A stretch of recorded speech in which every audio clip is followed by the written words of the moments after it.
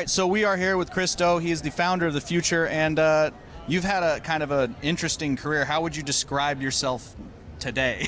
Because I can't just say like, business guy or video guy or what everything guy. I'm a recovering graphic designer. I'm a loud introvert, and I most identify with the label of educator. I happen to do it on a very large scale, of one to many, and my main mission is to teach a billion people how to make a living doing what they love. So my former life, I made commercials and music videos for a living.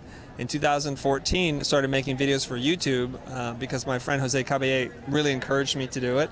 And I reluctantly agreed to do it, and the rest set a path in motion, and it transformed my life and my business. Yeah, and it's awesome to have seen. So behind the scenes is I remember watching something of his, but I don't remember what it was. But I remember it being incredibly helpful. And I think maybe it was just like a keynote, like the 1 billion thing. How you go from like that growth video. Maybe that was it.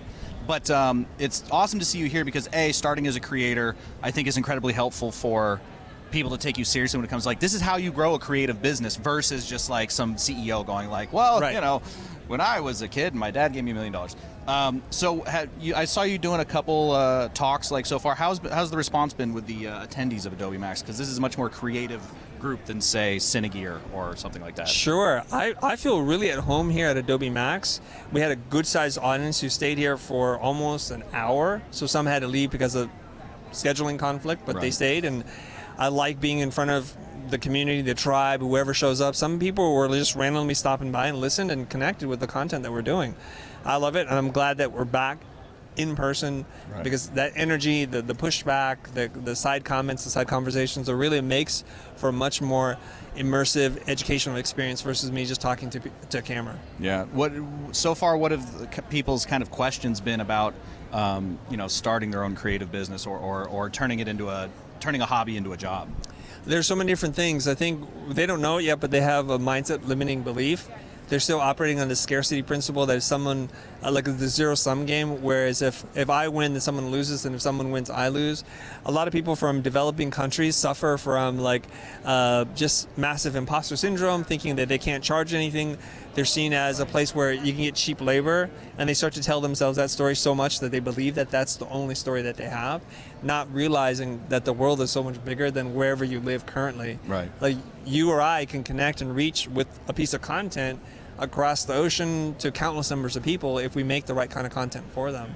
And so they have those kinds of challenges about how to value their work, how to have a conversation with a business person, how to convince them that their work is worth that much. Those are the typical challenges. Yeah, I mean, so how many times have you seen, because it's happened to me, I've seen my friends do it, where you'll invest 16 grand into a camera and go like, well, that's just the cost of doing business. I'll do a music video for $100, whatever it is. Like so often you see people doing that, or not even accounting for like, oh, Premiere subscription, $80 a month or whatever. Right. I'm not including that in my price because I already bought that. They don't, like as you're saying, value the time and money that they've already put in and getting that return. Yeah.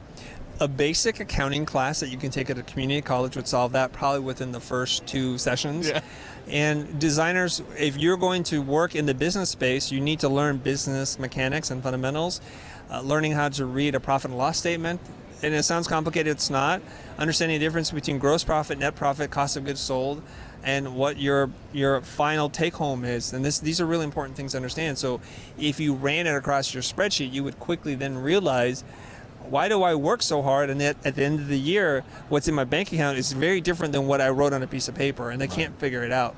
And I'm saying that from experience, because as creative people, we don't want to get into the business. Numbers make our head hurt, and it makes our soul die. Yeah. And if you keep telling yourself that, you'll be a terrible business person. Yeah.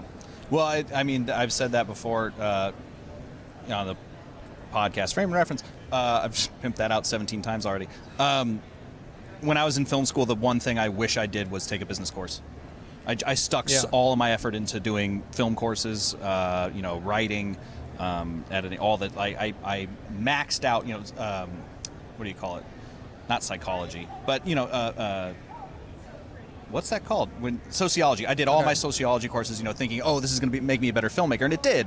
But then I got into the real world and went, oh, I don't know what I'm doing. I can't sell. I've got great thought processes, Right. I just want to add something. Do you know who Todd McFarlane is? Of course, yeah. Probably arguably the most successful. I have every Spawn comic from 1 to like 283, I think. So he did this interview with Complex Magazine, and he talked about the reason why he was successful, because he said that he was one of the few artists who could speak the language of business, and it was important for a creator to be bilingual, to speak the language of creativity and art and business, and so he merged those two together. You know how you say, like, I wish I had like one business class? What I wish is that design, the way it's taught in today's curriculum, is to be split between 50% business and 50% creative. Because let's face it, most everything you need to learn as a creative person, you can probably learn on YouTube for free or for very little money. Totally. So why are we spending $25,000 a semester to learn something that could be taught much more efficiently? What we need to do is integrate the creative with the business part, and to not separate those two things. Like if you make a video, if you design a brochure, if you build a website, it's to serve some business function. Right. And in order to be invited to that conversation, to sit at the table, the key decision makers, you had to speak their language, because it's not likely that they'll speak your language.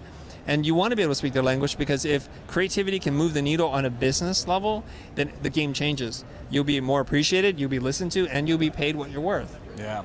Did you, I'm assuming it was a mistake, because that's kind of how we all learn, but do you remember a specific mistake or event that taught you that kind of lesson that you're like, oh, I need to focus up and start running the business side of things? Yeah, that would be probably like day one of starting a business. Okay. Because I had this delusional narrative in my mind that because I thought my work was good, that I graduated at the top of my class, that somehow the world would beat a path down to my door, or it didn't make any sense at all, because nobody knows you. So all of a sudden you come to the very quick realization, you know nothing about marketing, you know nothing about reach and sales and negotiations. Right. And so when no one called us, it's like, why aren't anybody calling us? Like, people know me at school.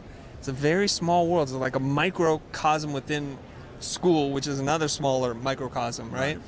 So we have to learn how to promote, to self-publish, to do content marketing. When you learn that, then you don't chase clients, they'll come to you. Yeah. And it's a whole different paradigm in terms of like the power dynamic. Yeah, I assume that you get a lot of, like we were saying, like designers and that sort of person coming to you. But in terms of video, people getting into video, do you see any like traps that are constantly hit by video creatives?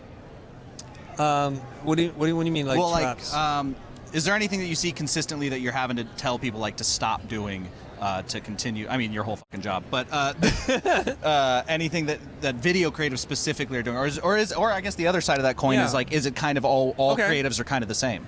I think regard. All people are the same. Sure. So then, therefore, all creatives are people, and so they're the same. So it's pretty much the same thing. What we do is we focus too much on what we do and not enough on what impact we create in the things that we do. Mm-hmm. So if we shift the dialogue, I'll give you an example. Like, you ask somebody, what do you do? I make videos, I have this kind of camera, I've been in school for this long, I've been working this long, it's all about you. At this point in my mind, I'm like, I have no idea why I would pay you, why I would hire you. Right? If we shift the lens into saying, tell me what you do, what we would say is, do you know someone who has ever used a video to launch a product, or to use a video as a means to teach something, or maybe run their operations more efficiently as a form of mass communication? Then they say yes. Well, that's what I do. I enable people like you to be able to spread their message across multiple platforms and be omni-channel, omnipresent. Is that something that interests you?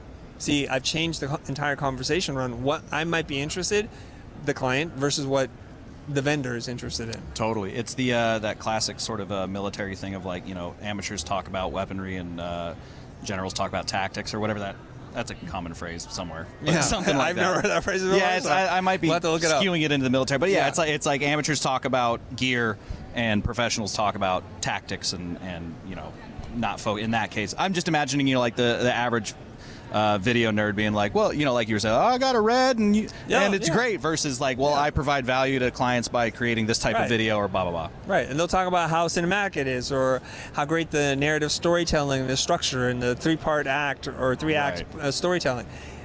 They don't care unless they know that you care about their business and what they're trying to achieve. Right. And so if you're out there, you're trying to make a video and you're trying to get a fair price for it, first determine, does this person have a problem that would be solved with video? And if that problem were solved, it would be worth something for them to pursue this as an option.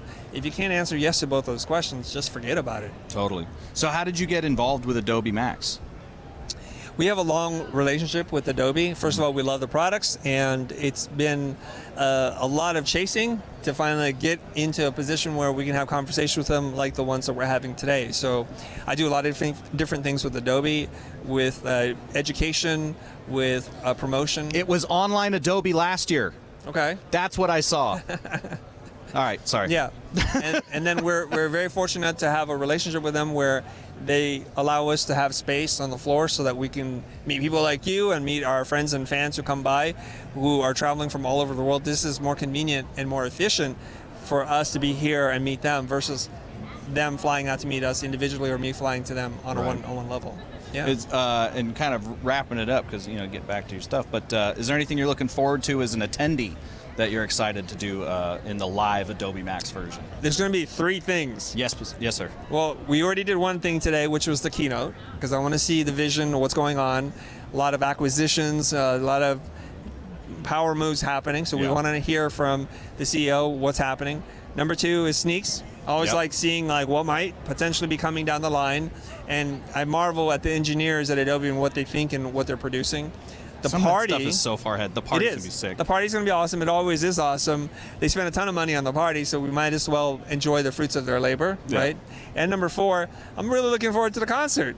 Yeah. So it's all that's it. Tomorrow's going to be a highlight. Tomorrow's, I mean, there's a fun party tonight. I guess it's just people hanging around here, but that's still fun. But what is it? Aoki opening for...